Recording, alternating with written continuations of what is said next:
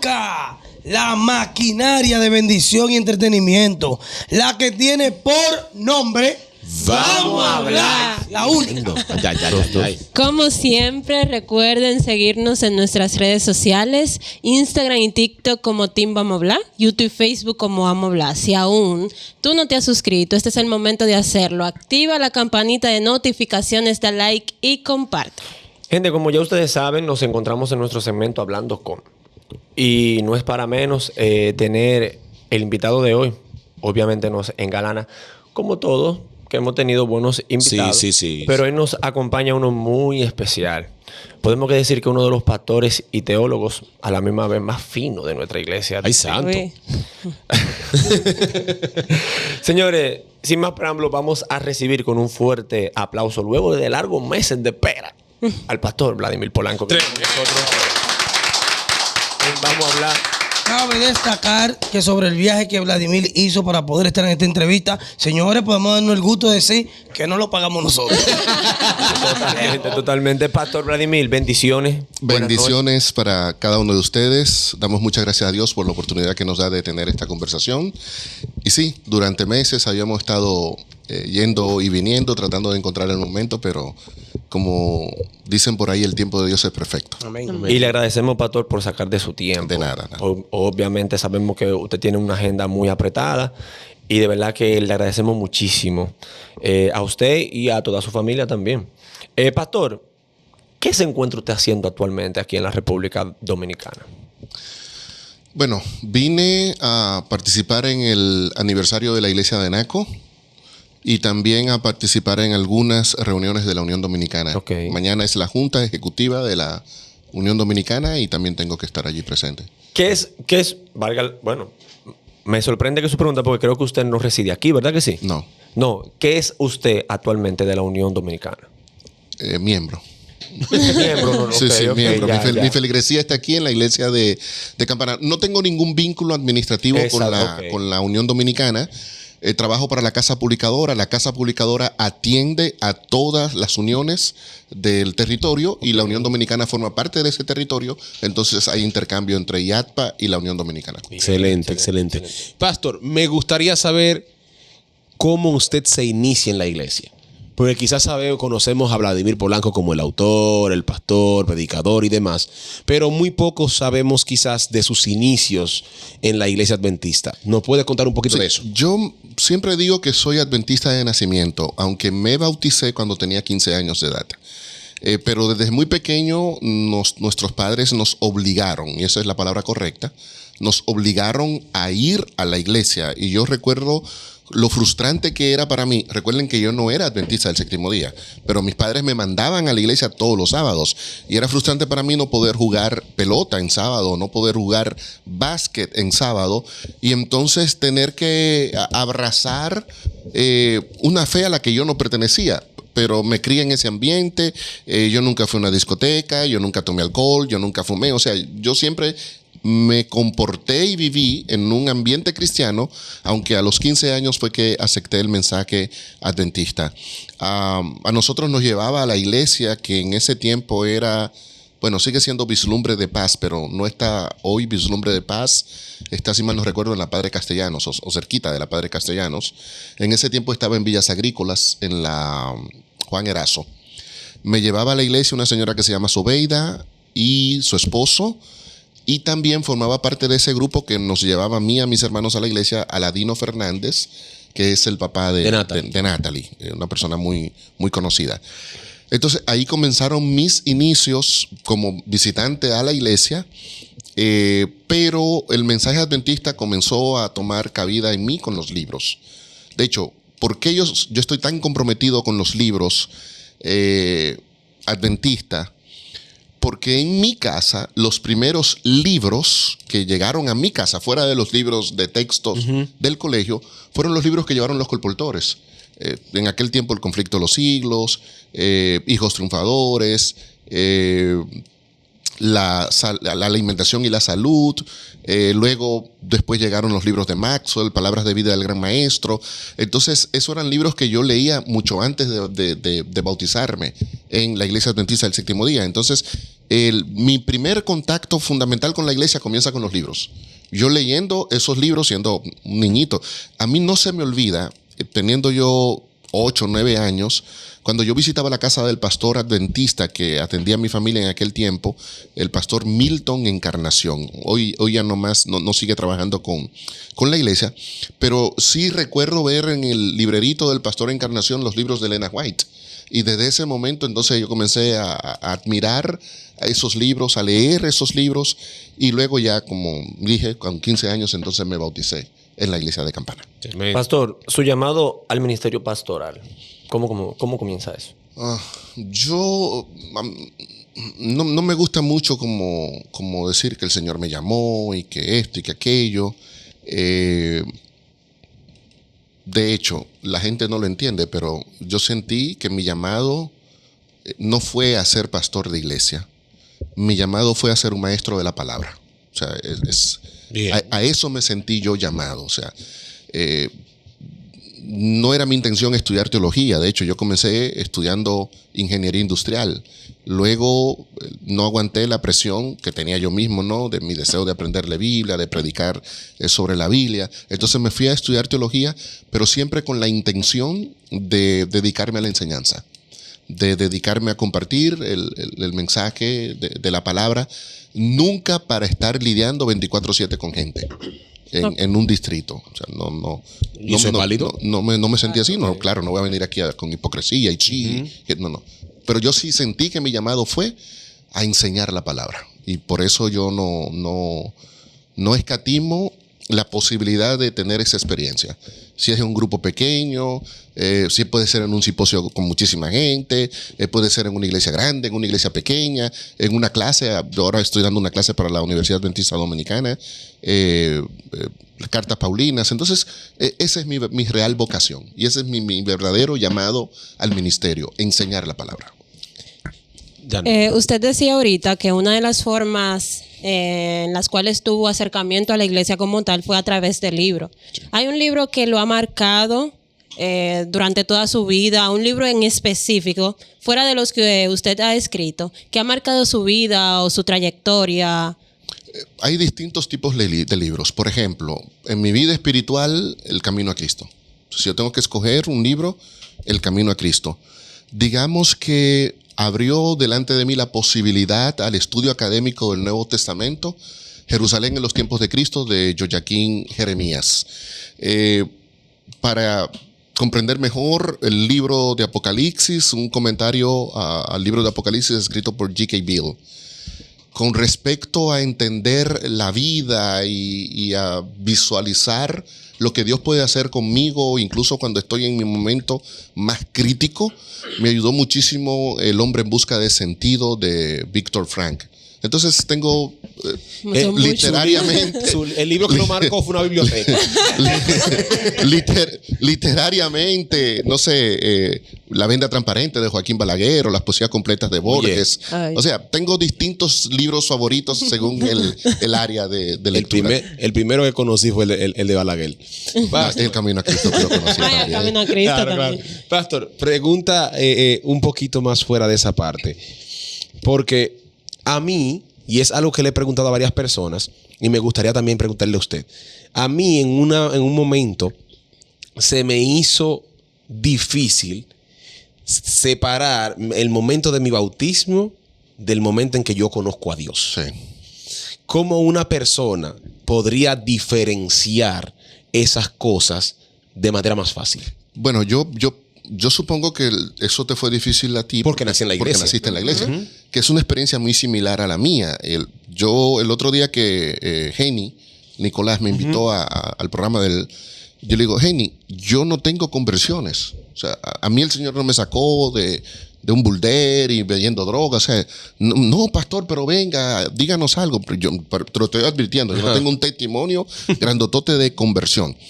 Yo sí creo que el punto de inflexión en mi vida espiritual que me ayudó a mí a tener una transición en mi crecimiento y en mi relación con el Señor Jesucristo, me da la impresión que ocurrió durante mi segundo año de estudios de teología.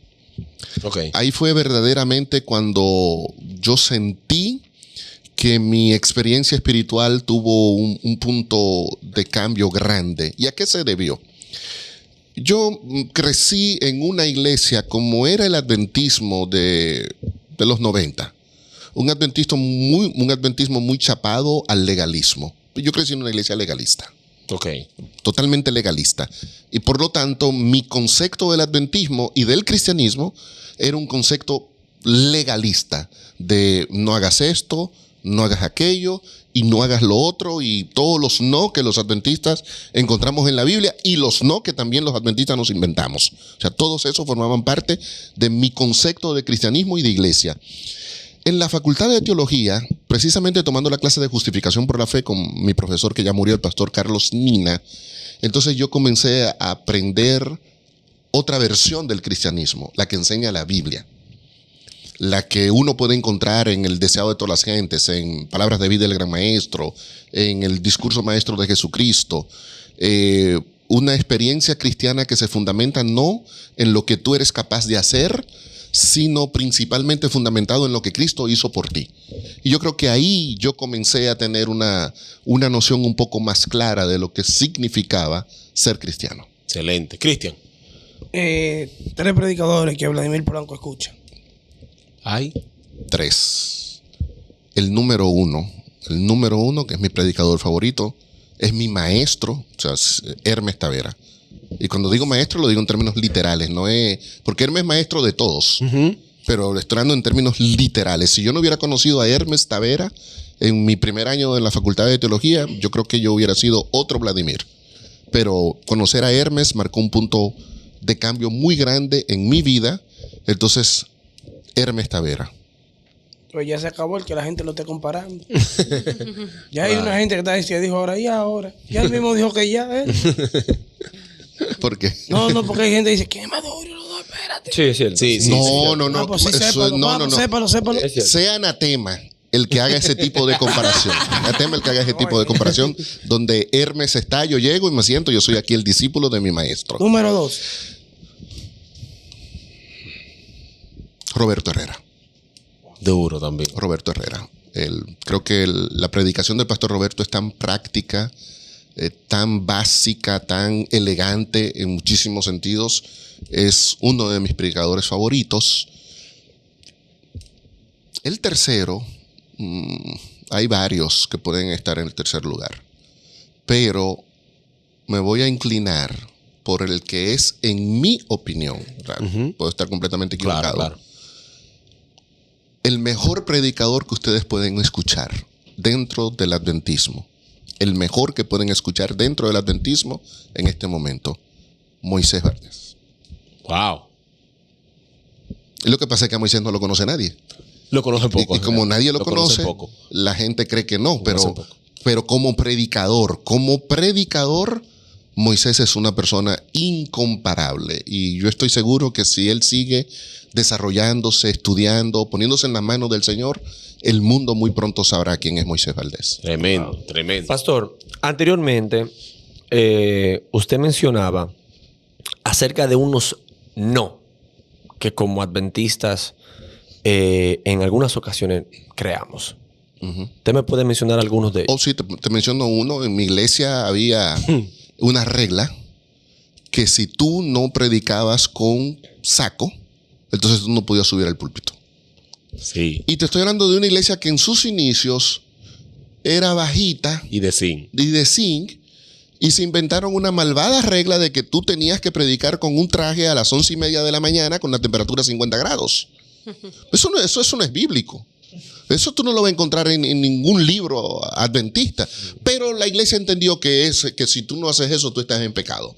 Entonces, si tú no tenías el traje, porque no andabas con traje, la iglesia tenía provisión de unos trajes que, tú sabes, nadie los lavaba, no te quedaban, de una tela totalmente de época de frío, de poliéster. ¿Cuál era la otra tela que nosotros mencionábamos mucho cuando éramos jóvenes? Ay, que eran bien calientes. Pero bueno, entonces, ese es por citarte Sí, una. yo, Otra regla, que una mujer que esté pasando por un proceso de menstruación no podía puede subir. subir al púlpito. Y no, usted se devuelve porque usted no puede subir al púlpito porque usted tiene menstruación. Eso no es adventista. Otra regla. Bueno, ya tú me dijiste una y te dije otra. No, pero diga la última. Te doy la última. Última, sí. Sí. Que si tu música no es de cuartetos, entonces tu música no es cristiana. Ay. Ya. Déjeme abundar un poco. Pero no me metan al tema de la música porque yo no soy músico. Está bien, Yo no sé nada de música, yo solo estoy diciendo las reglas que tenemos dentro del adventismo. Claro.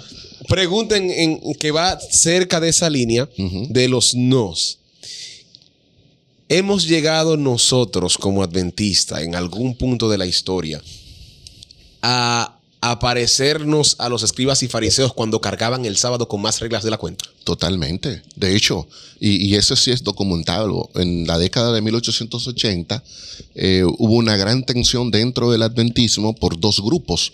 Un grupo encabezado por George Butler y Uriah Smith, que enfatizaban el tema de la obediencia a la ley, y otro grupo enfatizado por dos pastores jóvenes, Elliot Wagoner y Alonzo Jones, donde ambos grupos comenzaron a expresar sus puntos de vista y prácticamente la iglesia se dividió. Elena de White llegó a comparar el adventismo como una religión tan seca como las colinas de Gilboa, cuando duró 2 años, 3 años, no recuerdo, sin llover en los tiempos de Elías. O sea, era una religión completamente seca, desprovista de Cristo, centrada única y exclusivamente en la obediencia. Sí que era una religión completamente farisea. Wow. ¿Y en la actualidad? Tú siempre vas a tener dentro del adventismo 2 adventismos. 2. El adventismo, bueno, 3 pudiéramos decir. Número 1, el adventismo del papel. Ok. Es un adventismo centrado, un adventismo que tiene muy claras sus posturas, un adventismo donde tú puedes ir perfectamente y si lees la creencia fundamental número 4 vas a comprender qué cree la iglesia sobre la naturaleza de Cristo. Si lees la creencia fundamental número 19 vas a comprender cuál es el papel que la iglesia entiende que ocupa Elena White. Si lees la creencia fundamental número 1, te das cuenta de que esta iglesia cree que es la Biblia y solo la Biblia es nuestra única regla de fe y conducta. Entonces, la doctrina 12, la experiencia de la salvación, te va a decir porque los adventistas creemos que la salvación es única y exclusivamente por gracia. Entonces, ese es el adventismo de los libros. Te vas a encontrar un segundo tipo de adventismo, que es ese adventismo que cree que su misión es la defensa de los mandamientos de Dios y que concibe su obra única y exclusivamente con ese tema, defender eso. Y ese tipo de adventista es el que cae en las fronteras del legalismo. Y te vas a encontrar un tercer adventismo que no le importa nada. No le importa ser galateo, no le importa si somos o no creyentes en la Biblia o en el espíritu de profecía, pero ese es un grupito. Pero yo siempre le digo a la gente, tú no puedes medir a la iglesia por lo que es Vladimir Polanco, por lo que es Gabriel o Cristian, o por la gente que nos está oyendo en este momento. Al adventismo tú tienes que evaluarlo por lo que el adventismo es en sus documentos. Ok. En sus documentos, porque tú siempre tendrás de todo en un grupo donde hay seres humanos, siempre habrá de todo. Entonces tú no puedes concentrarte en ver el adventismo única y exclusivamente a través de lo que yo puedo representar, porque yo puedo dar una versión distorsionada del adventismo. Y sin duda, en muchísimos momentos de mi vida lo he hecho. Por eso lo importante que es no estar definiendo el adventismo por lo que uno dice o por lo que el otro dice. Y eso, el adventista es muy dado a eso, a ponerle etiquetas a la propia iglesia. Si un adventista se da cuenta de que los hermanos de Jamaica adoran distinto a los dominicanos, comenzamos en las redes, esos jamaicanos, mira lo que hacen, y que por aquí, y que por allí, y que lo otro, y comenzamos a etiquetar a ese adventismo. Pero el de Jamaica también cuando nos ve dice, hey, esa gente tan fría, no tienen emoción, pareciera que no les da alegría, alegrar al Señor. Entonces, ¿cuál es el adventismo correcto? ¿El jamaicano o el dominicano? No, ninguno de los dos. Vea los libros, vea los textos, vea la Biblia, vea el espíritu de profecía, y entonces ese es el verdadero adventismo, el que todos luchamos por ser, pero que muchas veces no somos. Tremendo. Hay una ola, pastor, que dicen que los clubes son del diablo. Ay. Los clubes de conquistadores. Sí, los clubes juveniles que tiene la iglesia adventista. Dicen Bueno. que vienen de los Masones. de los masones Sí. y que la iglesia adventista está utilizando eso para seguir reclutando adeptos para el reino de la maldad. ¿Cuál es su opinión de eso? Esas son cosas que no hay ni siquiera que opinar. Eso es necesario. No, porque... sí, lo que pasa es que tenemos muchos jovencitos que ven esto y escuchan esas críticas. Sí, de pero gente que hay son- que enseñarle a esos jovencitos, hay que Adelante. enseñarle a no hacerle caso. Tú sabes que después de la pandemia, y antes de la pandemia también, pero después de la pandemia se ha agudizado el problema de salud mental en el mundo y los adventistas vivimos en el mundo. Entonces, hoy más que nunca, tú tienes gente desequilibrada con problemas de salud mental y ahora gracias a las redes tienen la facilidad de expresar sus opiniones. Pero decir que el Club de Conquistadores es pagano, que es diabólico, que porque el triángulo, si tú lo volteas, entonces tiene la punta para arriba, y si tiene la punta para arriba, eso significa que es de Satanás. Pero si lo pone para abajo, entonces la punta le queda para abajo, eso significa que es del Papa.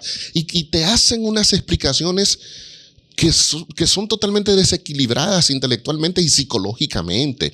Por otro lado, tú no puedes juzgar el fin de una cosa por su origen. Por ejemplo, antes de que existiera el tabernáculo del desierto, cuando Moisés, Dios lo dijo, voy a construir un santuario. Antes del tabernáculo del desierto ya existían santuarios en el mundo pagano, Claro. con estructuras muy similares a la de Israel. Porque el pagano tenga algo que se parezca a mí, ¿significa eso que yo tengo que desechar lo que tengo? No tengo que desechar lo que tengo. O sea, a mí no me importa que el templo de Israel se pareciera a un templo en Egipto, a un templo en Babilonia. Me da igual. Y eso no significa que el templo tenga un origen pagano, porque se parezca al paganismo. Lo mismo pasa, por ejemplo, con la Trinidad. Hay gente que dice, no se puede creer en la Trinidad porque había trilogía de dioses en el mundo falso. Pero bueno, si llego a eso, tampoco voy a creer en el diluvio, porque los mayas en el Popol Vuh hablan de un diluvio que acabó con la civilización maya. Pero también los babilonios tienen versiones del diluvio.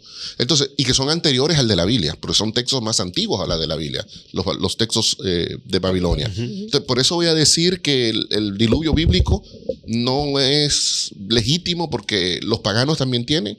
Lo que yo debo comprender es que todo lo que es verdadero tiene una contraparte falsa. Y más bien yo lo que veo es la intención de Satanás de destruir, bueno, yo lo he dicho en público, de destruir probablemente la institución más fuerte que tiene la iglesia adventista del séptimo día en este momento, que son los clubes juveniles. Hubo un tiempo en que lo fue la escuela sabática, y es una pena que ya la escuela sabática no lo sea. Pero en este tiempo, el organismo más fuerte que tiene la iglesia adventista son los clubes. Si tú destruyes eso, tú prácticamente te quedarías sin iglesia. Así es. Pastor, Yuri. ya que usted menciona departamentos como los clubes y escuelas sabáticas, en estos meses se están celebrando los nombramientos en las iglesias locales. Para estos tiempos, 5 departamentos que usted considera que serían lo más difíciles. Jóvenes es un departamento dificilísimo por la naturaleza que conlleva dirigir jóvenes, por lo complejo y peligroso que se ha tornado de cara al ámbito legal dirigir jóvenes. O sea, a mí me dicen que dirijo un club de conquistadores y yo me lo pensaría muchísimo. Pues, o sea, lidiar con menores de edad. Que si una menor de edad o un menor de edad se le ocurre decir que tú lo tocaste, en lo que averiguamos te tira 5 años en la victoria. Entonces, jóvenes es un departamento que mis respetos a los que tienen el valor de trabajar con eso. No, y gratis aquí. Sobre todo Sí, voluntario. en todas partes es voluntario. La iglesia adventista así funciona. Escuela sabática. Escuela sabática, en su momento fue el corazón de la iglesia. De hecho, la iglesia en República Dominicana se desarrolló a través de lo que se conoce como las escuelas sabáticas filiales. Yo creo que Satanás ha logrado un gran objetivo al prácticamente destruir la escuela sabática como agencia de estudio y ganadora de almas. Nos queda el cascarón, que es el programa del sábado en la mañana, que en una iglesia de 100 llegan 25. Nos queda eso. Pero escuela sabática sigue siendo un departamento difícil de dirigir si uno quisiera cambiar la visión. Si es para hacer el programa de escuela sabática y usted se para, y yo soy la flor, y yo soy el jazmín, y eso sí se puede hacer cualquiera, pero trabajar la escuela sabática para transformarla y convertirla en lo que Dios quiere, eso es difícil. Yo creo que un tercero sería el departamento de ancianos. Departamento de ancianos, sobre todo en nuestros territorios, es muy fuerte, porque en términos prácticos, el anciano es el que corre la iglesia. Sí, totalmente. Es el que administra la iglesia y es el pastor de la iglesia. El pastor del barrio, le dije. Es el pastor de la iglesia. En un entorno donde un pastor oficial tiene 8 o 9 iglesias, la figura del anciano ocupa un papel con una importancia muy grande, y eso demanda mucho de ese líder.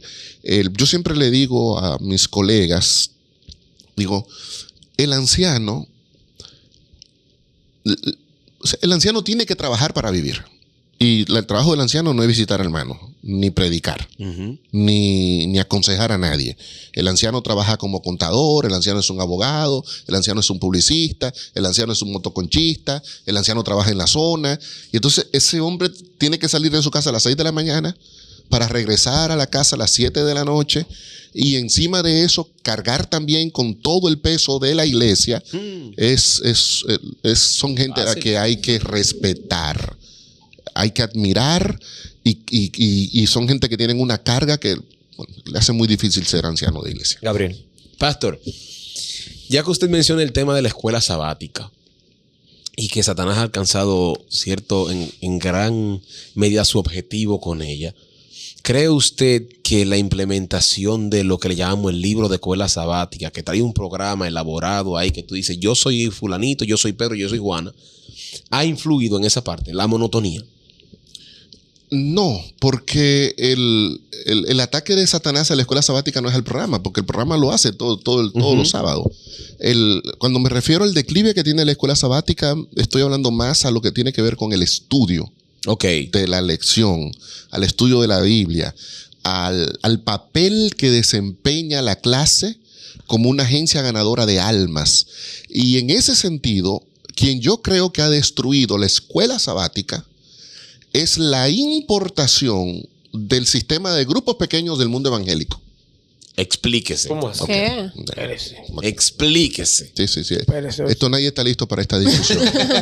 Como vamos a hablar, yo lo puedo. Explíquelo. Ok.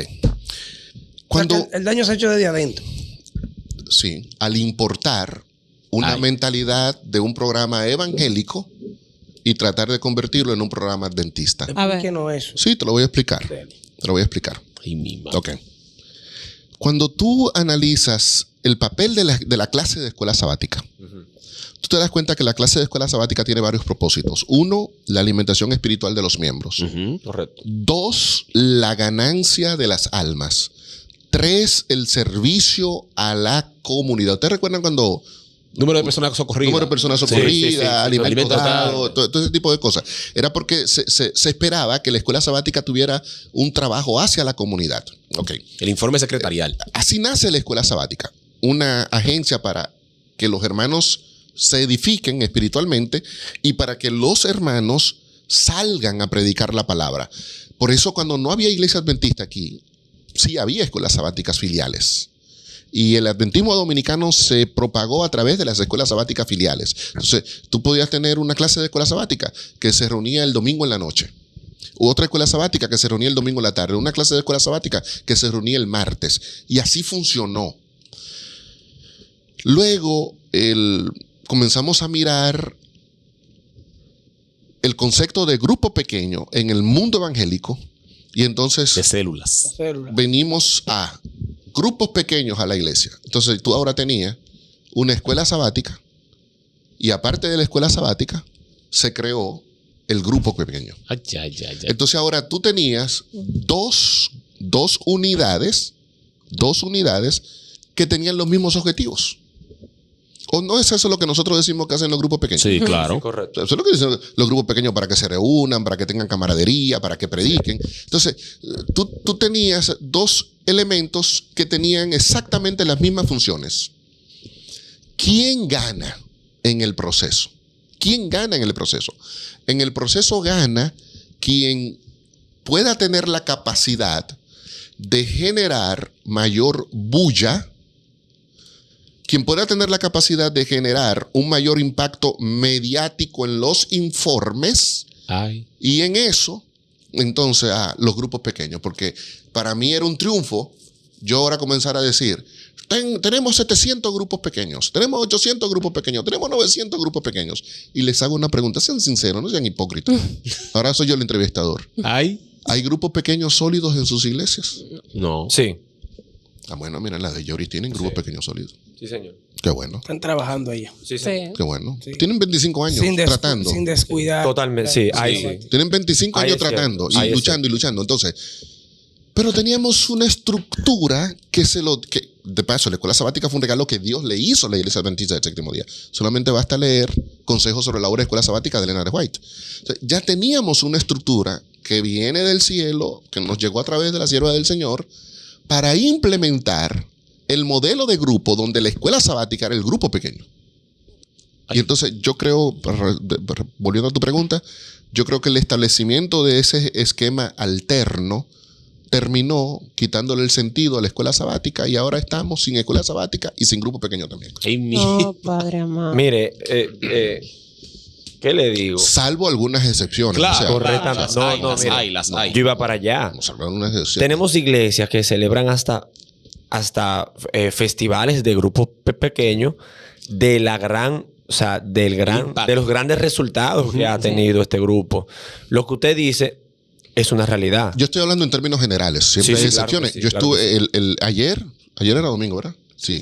Sí. Ayer yo estuve en la iglesia de Naco y vi el trabajo de los grupos pequeños porque Claro. tuvimos una reunión con 4 o 5 grupos pequeños, con todos los visitantes de esos grupos pequeños. Yo te puedo decir que ahí están funcionando los grupos pequeños y que trabajan los grupos pequeños. Pero no es la generalidad. Cristian. Yo tengo 60 preguntas, pero hay que dejar que los compañeros también pregunten. Para que después no vocemos y se de afuera. Hablando con Cristian, no. Sobre Juan 14:3, donde Jesús dice que vendrá otra vez y se tomará a sí mismo. ¿Él está hablando del carácter o de qué está hablando Jesús? Porque puede ser que el carácter, estamos hablando de un carácter ya perfeccionado o vendrá a buscar un carácter de un cristiano militante. Tú Qué difícil. me la pusiste. al final metiste el tema. Sí, pues me desayuné. Me desayuné. Me cené. No estamos hablando de generaciones. No. Sí, claro, al final metiste el No.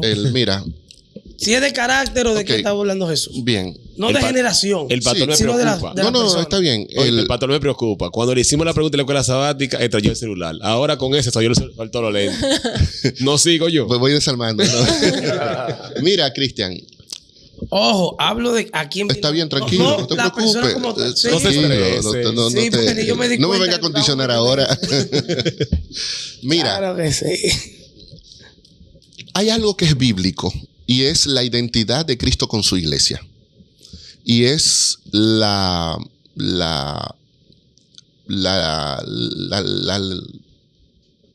legítima espera del Señor es verse a sí mismo reproducido en cada miembro de su iglesia. Ok. Ahora vamos a ver algunos ejemplos bíblicos. Hechos 9. Saulo, Saulo, ¿por qué me persigues? ¿Recuerda? ¿A quién estaba persiguiendo Saulo? A la iglesia. Entonces, Cristo se identifica con la iglesia. Hay un sentido de solidaridad entre Cristo y la iglesia. Cuando Cristo le dijo a Saulo, cuando ese acto de persecución que tú estás haciendo contra los creyentes en Samaria, en Judea, tú lo estás haciendo contra mí. ¿Implicaba eso que la iglesia de Cristo tenía que ser perfecta para que Cristo se identificara completamente con ella? El mismo libro de los Hechos te dice que no, porque a esa iglesia que se le derramó el Espíritu, a esa iglesia donde todos eran uno, a esa iglesia a la que Pablo persigue, que Cristo dice, perseguirla a ella es perseguirme a mí, era la misma iglesia donde estaban Ananías y Zafira. Sí. O sea, dos delincuentes, corruptos y ladrones. De manera que la identificación de Cristo con su iglesia, eso no necesariamente requiere una equivalencia moral entre Cristo y la iglesia. En el libro de Efesios, Pablo habla de que nosotros, la iglesia, está sentada juntamente con Cristo en los lugares celestiales. O sea, otra vez la iglesia es identificada con Cristo. Donde Cristo está la iglesia. Pero eso en Apocalipsis 1:13, cuando Cristo aparece caminando en medio de los 7 candelabros de oro, 1:12 creo, 1:12 o 13, por ahí anda. En el versículo 20 dice que esos candelabros de oro son las 7 iglesias, lo que indica que Jesús andaba paseándose entre esas iglesias y que las iglesias están ubicadas con Cristo en el santuario. Sin embargo, cuando tú lees la historia de esas iglesias en el capítulo 2, la primera, lo más lindo que se dice la primera es: tú dejaste tu primer amor. A otra se le dice: tú tienes el trono de Satanás. A otra se le dice: tú aceptas a los ebionitas, a los nicolaitas que están entre ustedes. Solo la de Filadelfia es la única iglesia a la que Cristo no le presenta una crítica por su condición. Pero Cristo dice: no, esa iglesia está conmigo, está en el cielo. Lo que indica que cuando Jesús dice: os tomaré a mí mismo, lo que Jesús está diciendo es: mi relación y mi vínculo con la iglesia es tan estrecha que cuando yo venga a la tierra, en realidad vengo es para tomar a esa iglesia que es mía para que esté conmigo. Entonces, llevar eso al plano moral y pretender que el sí mismo lo que significa es que yo tengo exactamente el carácter y la moralidad de Cristo y la pureza de Cristo, es ir más allá de lo que la Biblia está enseñando. Elena de White sí dice, en Palabras de Vida del Gran Maestro, que cuando el carácter de Dios sea perfectamente reproducido en nosotros, entonces Cristo vendrá a reclamar un pueblo como suyo. Pero es interesante que esa cita de la perfecta reproducción del carácter de Cristo en nuestra vida no tiene que ver nada con conducta, ni con ética, ni con moral. Okay. Tiene que ver con el comportamiento cristiano hacia los necesitados y con la manifestación del amor de Dios hacia los necesitados. Y es un eslabón de la predicación profética que el adventista se ha puesto una venda sobre los ojos y no quiere mirarlo. Mateo 24 es muy sencillo de predicar. Habrá guerra, rumores de guerra, terremotos, plaga, oscurecimiento del sol, caída de las estrellas, hambre. Pero el discurso profético no termina en Mateo 24, el discurso profético termina en Mateo 25. 25, sí. ¿Tú visitaste al pobre? Sí, pues lo hiciste conmigo. O sea, Jesús identificándose con el pobre. ¿Y fuiste al que estaba preso? Sí, pues lo hiciste conmigo. ¿Y le llevaste comida al que estaba hambriento? Pues lo hiciste conmigo. O sea, en realidad, lo que revela que Cristo y yo somos uno no es: hermano, yo no peco. Lo que revela que Cristo y yo somos uno es: ¿me preocupa lo que le está pasando a Cristian? Si eso me preocupa, eso significa que yo estoy comenzando a reproducir en mi vida el carácter de Cristo. Y es en ese marco conductual de ayuda al necesitado, de manifestación del amor de Dios, donde Elena de White introduce el tema de la reproducción perfecta del carácter de Cristo en mi vida. De manera que el carácter de Cristo en mi vida no se reproduce perfectamente solo cuando yo digo: esta es la forma en la que se viste y esta es la forma en la que se come, sino cuando yo voy al que no tiene nada de ropa y le digo: ponte esto y abrígate. Y al que no tiene nada de comida, toma esto y cómate. Y come. Ahí se está reproduciendo perfectamente el carácter de Cristo en mi vida. ¿Usted cree que ese asunto del remanente del remanente? No, eso no es bíblico. No existe remanente del remanente. Señor, reprenda. Apocalipsis 12:17 dice: y Satanás fue a hacer guerra contra el resto de la descendencia de ella, los que guardan los mandamientos de Dios y tienen la fe de Jesús. Un resto, un remanente. Yo siempre le digo, cuando estoy hablando sobre el tema de la disidencia, que todos los disidentes, todos, salen por interpretación equivocada de Elena White. Todos. Usted no va a encontrar a ningún disidente que se equivocó estudiando la Biblia. Siempre es con una cita de Elena de White. Y el concepto de un remanente del remanente precisamente lo toman de interpretación errada de algunas declaraciones de Elena de White, donde Elena de White, siguiendo lo que la Biblia dice, por ejemplo en Mateo 25, dentro del remanente tú vas a tener 5 prudentes y 5 insensatas. Pero no es que un remanente sale del remanente, es que las insensatas quedan fuera del remanente. tú vas a tener, Mateo 25 también, diré a los de mi derecha, venid, heredad el reino preparado para vosotros del principio. A los de la izquierda, Apartaos de mí. Apartaos de mí. Entonces, nota qué es lo que está haciendo. A los que no son del remanente, lo que esté sacándolo, quedando fuera. No es que salió un remanente del remanente. En la primera visión que Elena de White, siempre la primera visión de un profeta es la que marca el eje programático de su ministerio. Y leer esa primera visión de Elena de White en primeros escritos, en notas biográficas, en Testimonio para la Iglesia tomo 1, en esa primera visión ella ve al movimiento adventista. Y entonces dice ella, bueno, el viaje fue largo. Algunos se cansaron y se fueron, se devolvieron. Luego dice, otros comenzaron a criticar el mensaje y decir, no, la iglesia está equivocada con lo que está diciendo con respecto al mensaje, al clamor de medianoche. Y entonces, por su crítica, cayeron al vacío. Y otro grupo, dice ella, permaneció mirando a Jesús.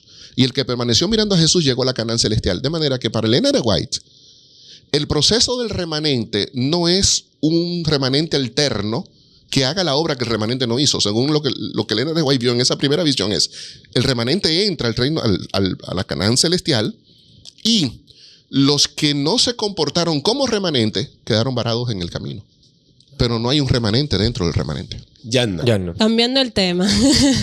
Uno de los libros que me hizo conocer un poco más de usted fue Visita a mi muro. Sí. Mi Para ese segundo tiempo, favorito. para ese tiempo fue un auge donde todos los jóvenes querían adquirir ese libro. Y publicado. Ajá. Sí. Y me gustaría saber, ¿cómo fue el proceso creativo de este libro? ¿O cómo Ese le llegó, matinal. cómo le surgió? Ok. Yo tengo una desgracia como escritor.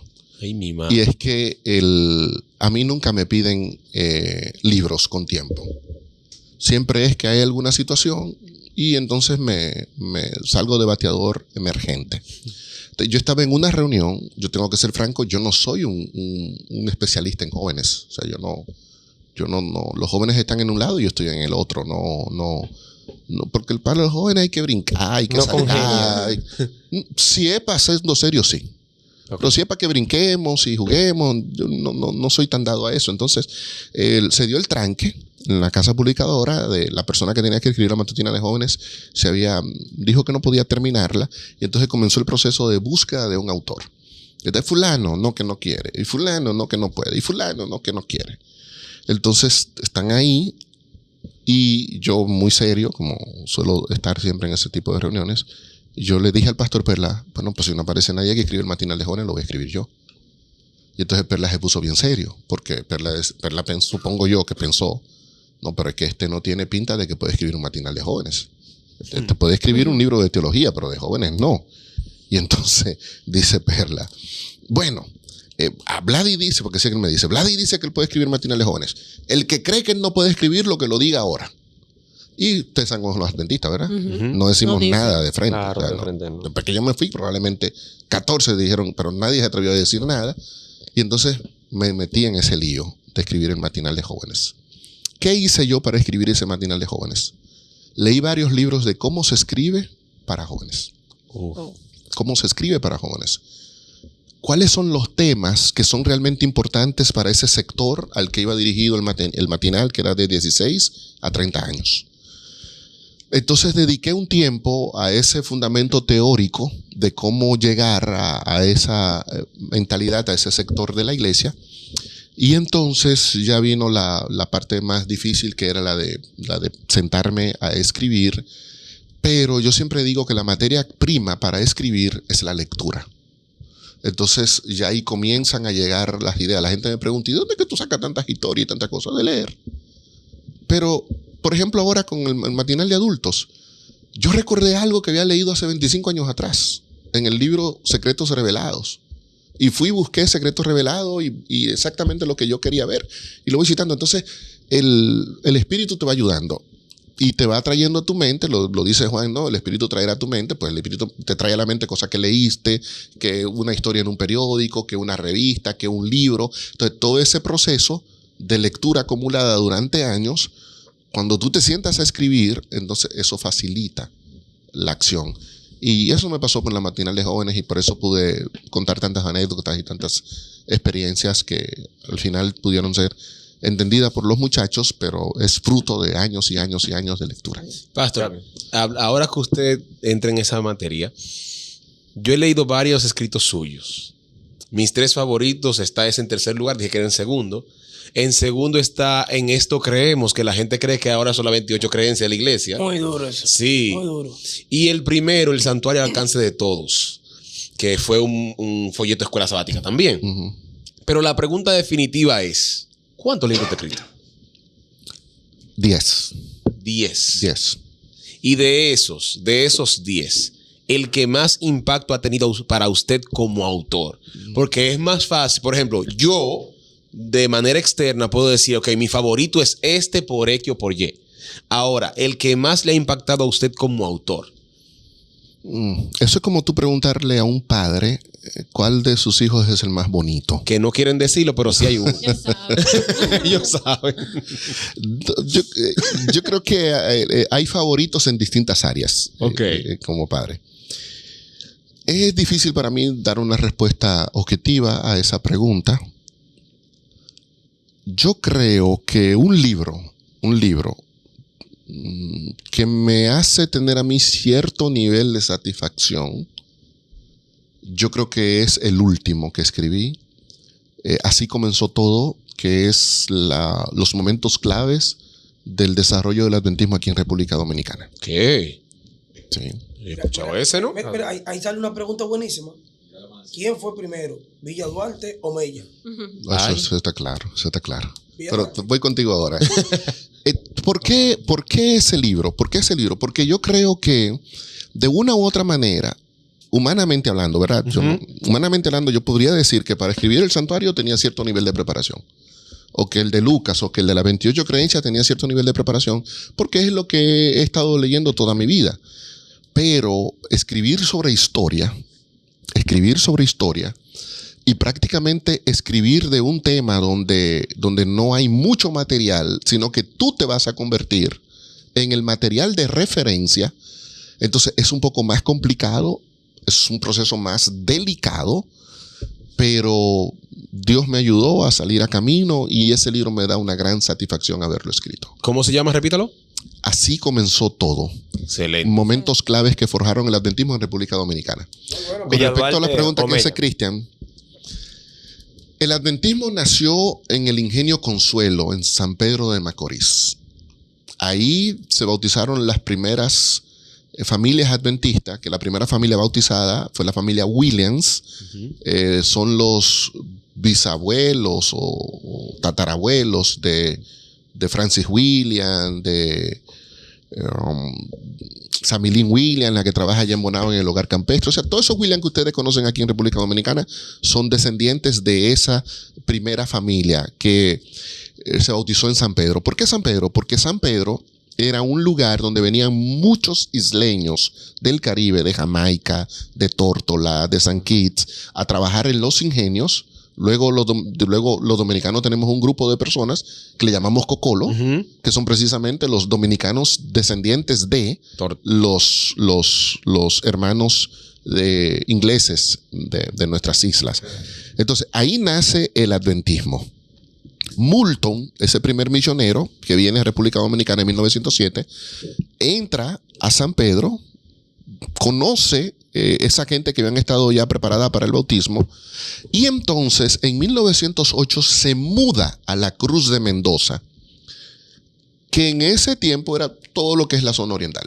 O sea, no era Villa Duarte como tal, era todo lo que conocemos como zona oriental, que en aquel tiempo era zona rural completa, dedicada a la agricultura. Entonces, Moulton se muda para acá y luego se muda a la zona que hoy se conoce como Villa Duarte. Allí conoce al primer dominicano en aceptar el mensaje adventista, que es Casiano Carrión. Entonces, Villa Duarte tiene el honor de decir el primer dominicano, porque los Williams no eran dominicanos. Los Williams eran jamaicanos. El primer dominicano en aceptar el adventismo, Casiano Carrión, sí es de Villa Duarte. ¿Por qué la iglesia nace en Mella y no en Villa Duarte? O sea, Villa Duarte tiene el honor de tener el primer bautismo de un dominicano, pero no la primera iglesia. No había iglesia organizada cuando se bautiza Casiano Carrión. Okay. La iglesia se organiza en 1918 en la Avenida Mella. Eso es un milagro. Ya busquen en el libro para que lean cómo se da ese proceso de conseguir un terreno en el centro de lo que era la ciudad de Santo Domingo a principios del siglo XX. Bueno, con ustedes, no, siendo yo niño. ¿Quién tiene 40 y pico de años? Ninguno, gracias a Dios. Ninguno, pero ustedes parecen de 40 todos. Ay, Dios. Una forma de un pato decir que estamos acabados. Pero El clima del Caribe. quizás alguno de ustedes llegó a ir a la Avenida Mella cuando la Avenida Mella era la Avenida Mella, que la gente deseaba ir a la Avenida Mella. Cuando yo era niño, o sea, ir a la Avenida Mella era un lujo. Pero al principio de siglo, la Avenida Mella es la 27 de febrero de hoy. La zona económica más importante del país. Y conseguir ese solar, donde hoy está la iglesia de Mella, era como tú poner una iglesia adventista en la 27 con Churchill. Wow. Porque era el corazón de la ciudad de Santo Domingo. Recuerden que la ciudad de Santo Domingo en aquel tiempo era ese pedacito. Era la ciudad antigua y luego lo que se conoce como ciudad nueva. Sí. Y ya lo demás no era nada. La 27 de febrero era Monte y Culebra. Todavía en el tiempo de Trujillo, la 27 de febrero era un aeropuerto. Entonces, fue ponerse en la vitrina mediática del país a principios del siglo XX. Esa vitrina no se la iba a dar el Ingenio Consuelo, ni se la iba a dar Villa Duarte. Entonces, Dios movió todo y preparó todo para poner la primera iglesia en la Avenida Mella, porque con el simple hecho de estar ahí, ya eso hacía que la iglesia fuera visible y que la gente conociera realmente qué era el adventismo del séptimo día. Así que la primera iglesia fue Mella, pero el primer bautizado fue Casiano Carrión, que era de Villa Duarte. Pastor, en la exagénesis bíblica, ¿qué papel juega Elena Jalmón de Guay? Eso es uno. Y dos, ¿tiene Elena la misma autoridad que la Biblia? Oye, yo Luis se enojó Óyeme. fuerte. Ya. Hizo Muy bien. una pregunta ahí, mira, que eso en la UNAC. Ok. ¿Qué papel bíblico juega Elena de Guay? Ninguno, porque Elena de Guay no forma parte del periodo bíblico. Ahora, ¿qué dice la Biblia sobre el ministerio profético que se cumplió en Elena de Guay? Esa es otra pregunta. La Biblia sí habla de que para el tiempo del fin, Dios le daría al pueblo remanente un profeta. Y ahí hay un principio. Cuando Dios crea su primer pueblo, el pueblo de lo que llegaría a ser el pueblo de Israel, cuando llama a Abraham, en Génesis 20, Abraham es la primera persona a la que le llaman profeta. Luego, en otro periodo, el segundo gran periodo del pueblo de Dios, cuando va a salir de Egipto, Dios llama a Moisés, el principal profeta. Profeta como tú, le dijo Dios a Moisés, se levantará después.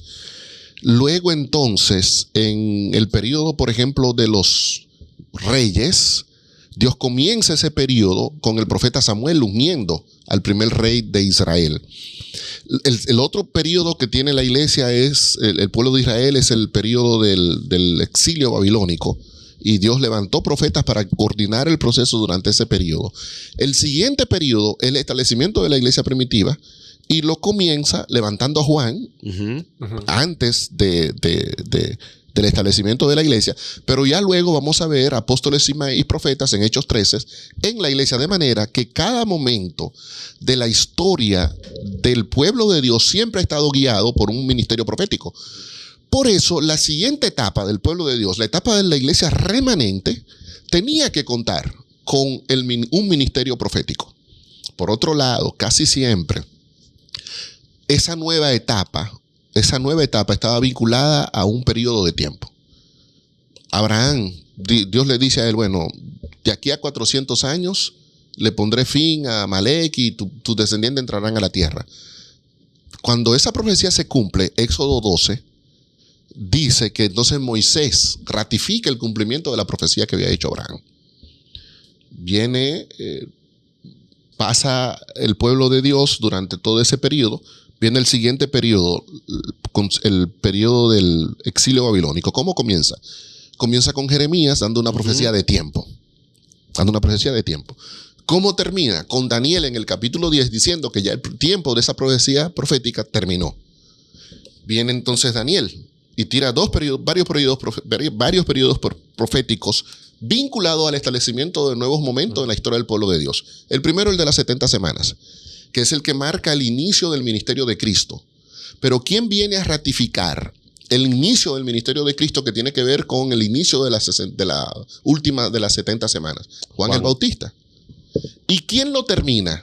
Lo termina Esteban en Hechos capítulo 7, teniendo una visión en el año 34, diciendo: Cristo está entrando ahora al templo celestial y lo estoy viendo sentándose a la diestra del trono de Dios. O sea, un profeta lanza una profecía de tiempo, otro profeta viene y dice: esa profecía de tiempo concluyó. Nos queda una profecía de tiempo pendiente. 2300. Lo de los 2300 días, que es la que marca el inicio del pueblo remanente, una nueva etapa. Esa profecía dada por Daniel, entonces, la ratificación de la misma tenía que venir a través de un profeta. Y en ese contexto es donde entra Elena de White. Sí. Elena de White entra a ratificar el cumplimiento de esa profecía de Daniel, que es la última profecía de tiempo que tenemos en la Biblia. Y entra precisamente a dirigir el proceso de esa nueva etapa del pueblo de Dios que se conoce como iglesia remanente. Así que, bíblicamente hablando, el ministerio de Elena de White está completamente sustentado. El nivel de autoridad. La gente confunde inspiración con autoridad. Vamos a ver. ¿Te puedo hacer una pregunta a ustedes? ¿Verdad? Claro, claro. Sí. Bíblicamente hablando, ¿a quién Jesús le atribuyó más autoridad? ¿A Moisés o a David? Uy. ¿Alguna vez ustedes oyeron a Jesús cuestionando algo de David o de Moisés? Pero siempre Jesús decía: ¿en la cátedra de quién se sientan los escribas? En la cátedra de Moisés. En la cátedra de Moisés. Lucas 24. Y comenzando con Moisés, ¿recuerdan? Camino de Emaús. Comenzando con Moisés, siguiendo los profetas y los escritos y los salmos, les enseñaba las escrituras. Pero se comenzaba ¿con quién? Se comenzaba con Moisés. Isaías 8:20. A la ley y al testimonio. La ley en la Biblia es los adventistas a veces, en nuestro afán por la ley, perdemos de vista ciertas cosas. Muchas veces cuando el Nuevo Testamento está hablando de la ley, está hablando de los primeros 5 libros de la Biblia, lo que escribió Moisés. Isaías dice: vayan a la ley y al testimonio, por eso la ley y el testimonio que dio Moisés. Si no hablan conforme a eso es porque no les ha amanecido. O sea, bíblicamente hablando, nadie se atrevía a refutar la autoridad de Moisés. Todo el que escribió después de Moisés tenía que escribir tomando a Moisés como punto de referencia, porque Moisés era el punto máximo de autoridad. Tenía David, cuando escribió el Salmo 23, la misma inspiración que Moisés, tenía la misma inspiración, pero no tenía el mismo nivel de autoridad. Amén. No tenía el mismo nivel de autoridad. Entonces, Elena de White tiene el mismo nivel de inspiración de los autores bíblicos, pero no tiene la misma autoridad que tiene la Biblia. Claro. ¿Quién dijo eso? Ella misma. Ella misma lo dijo cientos de veces. Una declaración de las más famosas que ella tiene, ella dice: bueno, yo soy la luz menor y mi función es guiar al pueblo a la luz mayor. O sea, ella misma se está ubicando. Tú no puedes comparar a la luna con el sol. Bueno, que las dos son fuentes de luz, que las dos alumbran la tierra, pero no tienen el mismo nivel. No, claro. No tienen el mismo nivel. Entonces ella dijo: yo soy la luz más pequeña. No me comparen a mí con la Biblia. En su última presentación pública en un congreso mundial, en 1909, ella miró al auditorio mientras predicaba, levantó la Biblia y les dijo: les recomiendo este libro. Y hay decenas de declaraciones donde ella dice que la Biblia es nuestra única regla de fe y conducta. Entonces, los escritos de Elena de White tienen autoridad, por supuesto que tienen autoridad, pero no una autoridad similar a la Biblia, porque es la Biblia la que ratifica lo que Elena de White dijo. No es al revés, queridos hermanos, no es al revés. A veces da la impresión de que es Elena la que certifica lo que dice la Biblia. No. Es la Biblia la que certifica si lo que Elena dice tiene que ser aceptado o no, porque la Biblia es el filtro a través del cual nosotros tenemos que ver a Elena White. Tremendo. No al revés. Yanna. Los jóvenes hoy en día estamos teniendo muchas dudas y creo que uno de los temas que está siendo más debatido últimamente por los jóvenes es el tema del diezmo. Quizás por intereses personales o quizás porque realmente tienen dudas sobre eso. Estuve en un grupo de jóvenes recientemente y una de las cuestionantes que uno de los jóvenes hacía era: sabemos que el diezmo es una institución bíblica, está en la Biblia y que hay que darla. Pero ¿por qué hay un uso en específico en la iglesia de la cual yo no estoy totalmente de acuerdo? Yo entiendo que mi diezmo y también mi ofrenda pueden dárselo a una persona que está totalmente necesitada, o pueden dársele usos en específicos como construcciones de iglesias que realmente necesitan construcciones y no realmente la utilidad que la iglesia como tal le está dando. Entonces, ¿cuál es la finalidad inicial del diezmo? ¿Era únicamente para el uso de los levitas o se le podía dar otra utilidad? Ok, bien. Esa pregunta revela que esa persona está leyendo la Biblia, la está leyendo y que está viendo cosas en la Biblia que pareciera que no están en armonía con lo que él ve en la iglesia. Pero vamos por parte. Lo primero es si el diezmo se puede dar o no a los pobres. Ok. ¿Cuál es tu nombre? ¿Recuerda? Yanna. Okay. Tú y yo vamos por la calle y encontramos a una persona pobre que necesita que le demos una ayuda. ¿La necesidad de esa persona justificaría que tú metas la mano en mi bolsillo y me diga, ok, Vladimir, dame el dinero que tengo que dárselo a los pobres? No. ¿Verdad? Porque tú no puedes usar lo que no es tuyo para dárselo a una persona que lo necesita. Uh-huh. Tú puedes darle a la persona necesitada lo que es tuyo. Ok. El problema con el diezmo es que el diezmo no es tuyo. Levítico 27 dice que el diezmo pertenece a Dios y que Él lo apartó. Usa la misma palabra que se traduce como santificación. O sea, el diezmo es santo. Consagrado. Ha sido consagrado a Dios. Por lo tanto, yo no puedo decir, oh, el hermano Juan está en necesidad, entonces voy a tomar el diezmo y se lo voy a dar al hermano Juan. No, espérate, es que el diezmo no es tuyo. El diezmo es de Dios. Número 2. ¿Para qué se usaba el diezmo? Ese diezmo en el Antiguo Testamento se utilizaba para el tema del servicio en el santuario y de las personas que trabajaban en dicho servicio, que eran los sacerdotes. Entonces, en eso se usaba el diezmo en el antiguo Israel. Número 3. El libro de Deuteronomio habla de 2 diezmos adicionales. Pero ninguno de esos 2 diezmos se le llama que fue consagrado a Jehová. Era un primer diezmo que tú podías decir, voy a sacar el 10% de mi salario para darle comida a los necesitados. Entonces, se usa la misma palabra para diezmo en la Biblia. Pero no está hablando del diezmo consagrado a Dios, es un diezmo consagrado a los necesitados. Entonces, yo puedo tomar ese 10% de mis entradas, de lo que me quedó a mí, y decir, bueno, yo lo voy a dar para los necesitados. Un tercer diezmo se celebraba creo que cada 2 años. Ustedes saben que Israel, algunos vivían lejos, entonces podían venir a celebrar las fiestas y para la celebración de dicha fiesta se planificaba el equivalente a otro diezmo. Pero era para los israelitas comer, compartir con los amigos, compartir con la familia. Entonces tú tienes en la Biblia 3 diezmos. Uno que era consagrado al Señor, uno que era usado para ayudar a los pobres y uno que era usado para que las familias y los amigos compartieran en las fiestas que se celebraban relacionadas con el santuario.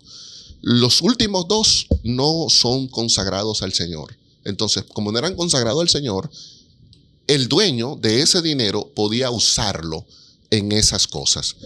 Pero el primer diezmo, ese no podía usarse en otra cosa. ¿Bajo qué concepto la iglesia adventista utiliza entonces el diezmo en el siglo XXI?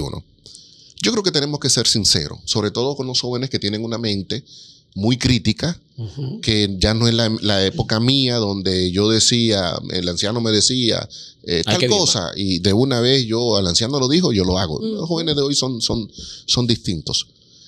La naturaleza del uso del diezmo en la Iglesia Adventista del Séptimo Día es basada sobre principios bíblicos, ideas bíblicas, pero sobre la autoridad que tiene la Iglesia. Entonces, la manera en la que se usa el diezmo en la Iglesia Adventista del Séptimo Día se fundamenta en aspectos bíblicos, pero el centro de ese esquema es eclesiológico, es decir, está fundamentado en la autoridad que tiene la iglesia para tomar ciertas decisiones. Entonces, la iglesia adventista decidió, va a usar el diezmo para el pago de los pastores. Voy a usar el diezmo para la predicación de la palabra, el uso evangelístico. Voy a usar el diezmo para el apoyo de, por ejemplo, el sistema educativo, las universidades y las escuelas primarias y secundarias adventistas. Voy a usar el diezmo para la ADRA, la emisora y demás. Para la emisora. Para ADRA no se usa diezmo, porque como ADRA es para ayudar a los pobres, entonces ahí no usan el diezmo. Pero para la emisora, por ejemplo, para porque como es una herramienta para predicar la palabra, entonces sí la emisora recibe diezmo. Entonces, no es cierto que el diezmo solamente se utiliza para pagar pastores. El diezmo en el adventismo tiene un abanico mucho más amplio, porque se usa en todo aquello que pueda contribuir con la predicación de la palabra. Ok. Tengo dos preguntas en una. ¿Por qué? Porque tú hiciste muchas preguntas. ¿Por qué no se usa para la construcción de templos? Porque el modelo preciso para Dios decir si el diezmo podía usarse para construir el templo, entonces era la construcción del santuario.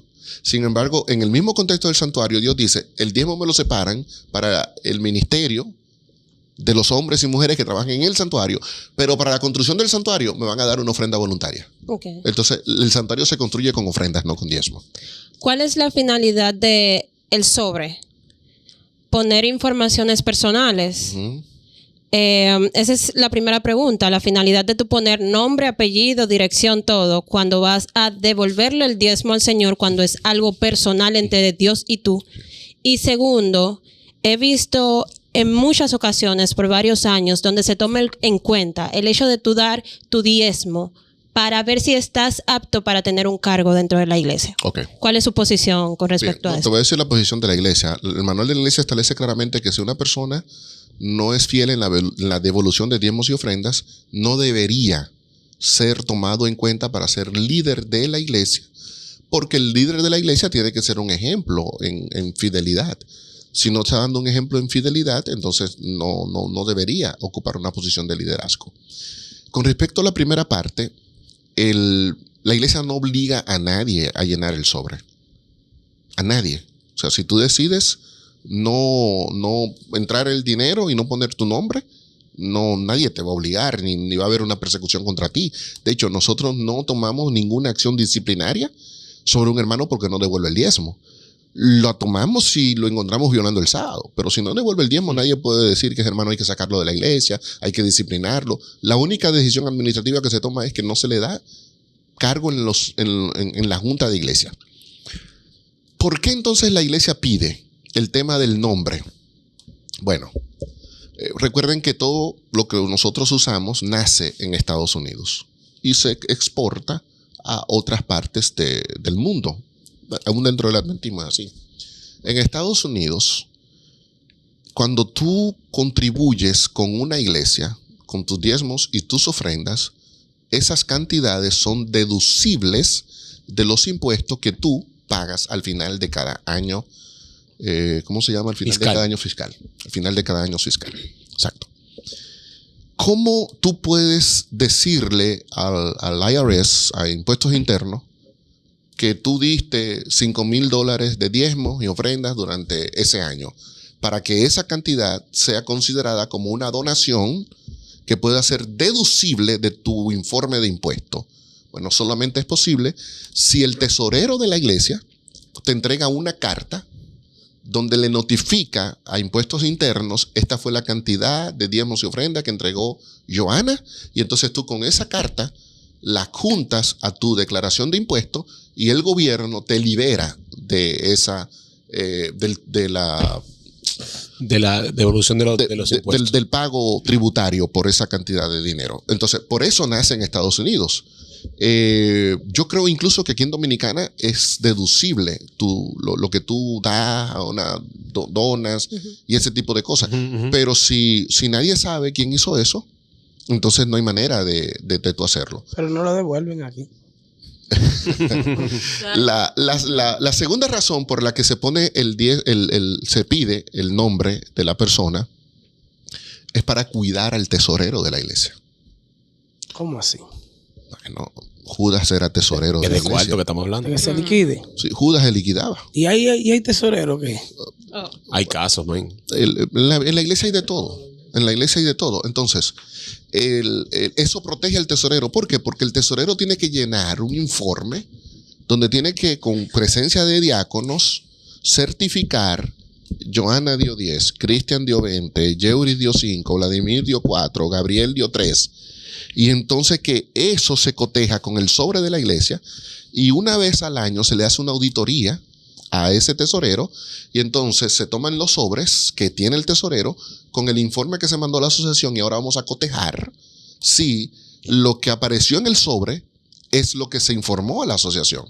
Y entonces es una manera de tú proteger al tesorero de que no caiga en la tentación de robar. Porque si las cosas están así, libre, por su cuenta, pues puede echarle mano a un dinero, y eso no hay registro de eso. Cristian dice que lo dio, pero ¿dónde está lo que Cristian no dio? No que yo le eche en el sobre, pero el sobre ¿dónde está? No, aquí no hay ningún sobre con la cantidad que Cristian dijo. Entonces esa es la segunda razón. La tercera razón tiene que ver con parte de lo que tú me preguntaste. La tercera razón es: yo necesito ver si Cristian da, para saber si puedo tomar en cuenta a Cristian para ser un líder de la iglesia. Pero es opcional, no es obligatorio. Pero esas son las 3 razones por las que la iglesia promueve el tema de que se llene correctamente el sobre de diezmo. 2 preguntas rápidas, son las últimas mías. Tú estás flojo hoy. Yo siempre te veo aquí como un león, una cosa. Tranquilo, yo te he visto tranquilo. Yo a los amigos los llevo. Ok. Tranquilo. Con respecto al matrimonio, ¿por qué Satanás en estos últimos tiempos se ha enfocado en la destrucción de los matrimonios? La tasa de divorcio dentro de los cristianos, de todas las denominaciones, no nada más adventista, es muy alta, específicamente después de la pandemia y eso. La tasa de divorcio en el mundo cristiano es muy similar a la tasa de divorcio en el mundo secular. Anda más o menos igual, un 50%. Bueno, entonces, la primera pregunta va en eso: ¿por qué Satanás se enfoca en la destrucción de los matrimonios? Y la número 2, hay una ola que se está moviendo mucho dentro de la iglesia adventista, tristemente, es la priorización del yo desde la interioridad del ser humano. Dígase, lo que yo deseo por encima de lo que sea, de lo que yo testifique o de lo que la gente Amor diga. propio. Que hoy lo envuelven, gracias Gaby, hoy lo envuelven de un amor propio, aceptación e idealización de lo que yo entiendo que merezco por mis fuerzas y ante la situación que yo pueda lidiar hostil día a día. Con respecto a la primera pregunta, bueno, desde el principio la intención de Satanás ha sido la destrucción de la unidad familiar. Recuerda que toda institución nacida en el Edén siempre ha sido blanco de ataque del enemigo. El sábado, la familia, la santidad, la adoración, la mayordomía, el cuidado del planeta, el señorío de la raza humana sobre las cosas materiales. O sea, todo lo que formó parte de ese mundo ideal que Dios creó, Satanás le ha dado la vuelta. Para ponerte un caso antes de entrar al tema del matrimonio. La Biblia dice que todo lo creado fue puesto bajo la soberanía de Adán y Eva. Sin embargo, hoy, mientras que Adán y Eva tenían dominio sobre las posesiones materiales de la tierra, hoy tú y yo somos dominados por las posesiones materiales. O sea, Satanás viró la cosa. Yo tenía que ser el señor de las posesiones materiales, pero ahora son las cosas materiales las que ejercen un señorío sobre mi vida. Alteró eso. Alteró el sábado, cambiando el sábado por el domingo. Y el pecado comenzó con una disputa y con una separación de la primera familia. Eva alejándose de su esposo, entrando en conversación con Satanás, pero lo primero que el primer efecto del pecado en la tierra es un pleito entre Adán y Eva. La mujer que me diste fue, o sea, yo Señor, no tengo que ver nada, fue esta mujer la que me dañó a mí. Entonces, ahí comienza todo. Si Satanás logra destruir la familia, logrará destruir el centro de la sociedad. Nota que últimamente el principal ataque de Satanás contra la familia es con el tema de la homosexualidad. Dios dice, los creó varón y hembra. Entonces, ese mundo progres te dice, no, nosotros estamos a favor de la familia, pero una familia distinta. Una familia de 2 hombres, donde uno es papá y el otro es mamá, pero son 2 hombres, o 2 mujeres. No, la familia que el Señor estableció es heterosexual. Entonces, hay un ataque, no solamente hacia la familia tradicional de separarte a ti de tu esposa, sino también crear modelos alternativos de familias, entre comillas, pero que están pisoteando los principios que Dios estableció en Génesis capítulo 2, básicamente. Entonces, si Satanás logra destruir la familia, Satanás logró destruir la sociedad por completo. O sea, ahí no hay más nada que hacer. Pastor. ¿Cuál era la otra? La segunda, el amor propio. La segunda, el amor propio. Bueno, lo que pasa es que muchos de nosotros hemos cambiado la predicación de la palabra por convertirnos en especialistas en motivación. Y yo creo que... Hay muchos predicadores motivacionales. Yo creo que está bien motivar a la gente, pero lo que no está bien es sustituir la palabra por la motivación. Entonces, eso ha tenido un poco más de auge en el adventismo por esa sustitución de una predicación no basada en la palabra, sino basada en la experiencia psicológica de la persona, donde se apela más a sus emociones, que la predicación incluye apelar a las emociones. Pero la predicación no puede ser solo apelar a las emociones. Entonces, por eso ha tenido un poquito más de auge en medio de nosotros, y es porque los predicadores, en el afán de ser aceptados por una cantidad mayor de personas, sacrifican la predicación de la palabra por una presentación más concentrada en lo emocional que en lo bíblico. Yo creo que la Biblia tiene suficiente material para tratar el tema de las emociones, para tratar el tema de la superación personal. O sea, la Biblia tiene textos lindísimos que empujan al ser humano a conseguir una mejor versión de sí mismo. Pero toda esa experiencia se fundamenta no en el deseo del ser humano, sino en lo que ha sido revelado en la palabra del Señor. Jesús dijo en Marcos 14, bueno, Señor, si es posible, pase de mí esta copa, pero no sea como yo quiero.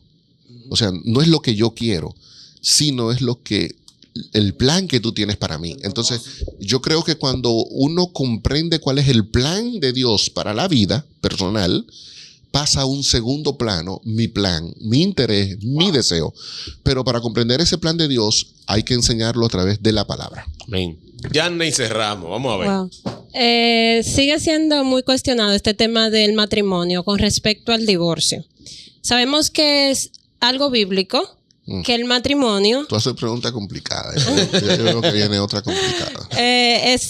Sabemos que es algo bíblico, que el matrimonio, una vez tú estás en este proceso, la forma en la que tú puedes salir del matrimonio es si hay una... Adulterio. Sí, hay adulterio o muerte. Esa es son 2 de las razones. Ahora, hay una ola de divorcios porque sí, porque no, porque tal vez, porque quiero, porque me gusta, dentro de la iglesia. Y una de las justificaciones es que yo creo que el Señor no está de acuerdo que yo esté en un matrimonio donde yo soy infeliz totalmente. Entonces, ¿cuál es la posición de usted con respecto a la ola de divorcio, donde no se tomen en cuenta estas 2 consideraciones y poniendo el recasamiento? El recasamiento como algo de que yo quiero ser feliz a totalidad. Ok. El problema no es el divorcio. El problema no es el divorcio. Lo que Jesús está discutiendo en Mateo, creo que 22, es ¿qué te da derecho a ti? Mateo 19. ¿Qué te da derecho a ti a volverte a casar? te da derecho a volverte a casar la infidelidad de tu cónyuge o la muerte de tu cónyuge. Si una de esas dos cosas no se dan, tú no tienes derecho bíblico a contraer un nuevo matrimonio. Y Jesús dice, y si lo haces fuera de esos dos reglas, el que se casa con una adultera y el que se casa con la otra adultera, y bueno, ahí Jesús tiene un rompecabezas en Mateo 19. Primera de Corintios 7, Pablo dice que la mujer, hablando del caso de una mujer que parece que el marido la maltrataba, Pablo dice, no, espérate, tú estás llamada a vivir en paz, deje ese hombre. Entonces, Pablo no tiene ningún problema con que una persona deje al marido ante una situación de abuso o de incomprensión, pero esa persona no puede volver a casarse. Entonces, el problema no es el divorcio. El problema es el nuevo matrimonio. La iglesia no puede obligar a una pareja que, bueno, se acabó el amor, por ejemplo. Se acabó el amor. Y ya no hay manera de seguir. No, usted tiene que mandarse a casar. No, usted lo que no puede volverse a casar. Pero usted puede separarse y divorciarse. Una mujer que está siendo abusada, o un hombre también, porque también las mujeres son fregadas y abusan de los hombres. Entonces, el pobre hombre está siendo abusado por la mujer. Él tiene todo el derecho de decir, no, yo estoy llamado a vivir en paz, como dijo Pablo. Y esta mujer no me da paz, la voy a dejar. Pero eso no significa que te puedes volver a casar. Entonces, cuando los discípulos oyeron eso, le dijeron a Jesús, pues mejor no casarse. Entonces Jesús le dijo, pues así, el que no pueda cumplir eso, que no se case. Pero Jesús habla de casarse, no de novio.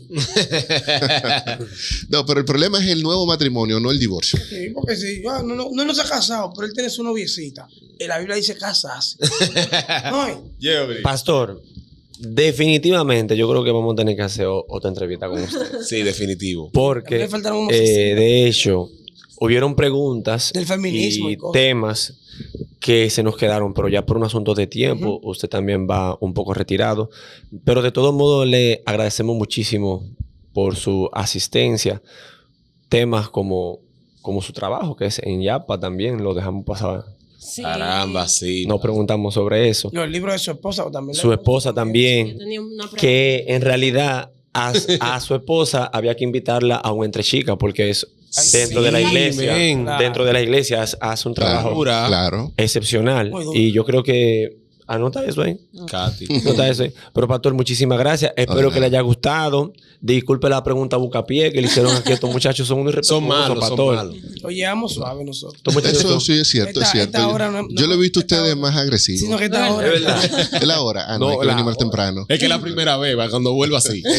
Está bien. Pero Gracias. de verdad, muchísimas gracias. No sé si Gabriel tiene algunas últimas No, palabras. pastor, un llamado a los jóvenes que le están viendo ahí a acercarse más a Dios, lo que usted entienda que el Espíritu le ponga. Jóvenes, Hebreos 11 habla de grandes hombres y mujeres en la historia bíblica. Moisés, que abrió el Mar Rojo; Débora, que venció a ejércitos enemigos; Daniel, que cerró bocas de leones. Hombres, termina el libro de Hebreos diciendo en el capítulo 11, hombres de los cuales el mundo no era digno. Pero la conclusión a toda esa sección comienza en el capítulo 12, versículo 1, cuando dice, pongan sus ojos en Jesús. En la iglesia ustedes van a encontrar grandes hombres como Moisés, pero van a encontrar también a los Judas, van a encontrar a los Saúles, a los Ananías, a los Zafiras.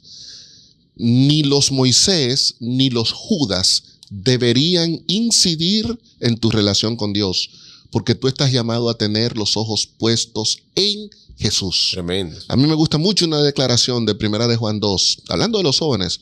Dice, les escribo a ustedes jóvenes porque ustedes son fuertes y porque ustedes han vencido al maligno y porque la palabra de Dios ha permanecido en vuestros corazones. Todo eso sucede si ustedes se mantienen mirando a Jesús. Amén. Que Dios les bendiga. Amén, amén, gente. Esto fue, señores, hablando con el pastor Vladimir. Nos vemos la próxima semana, si Dios lo permite. Bye, bye, bye.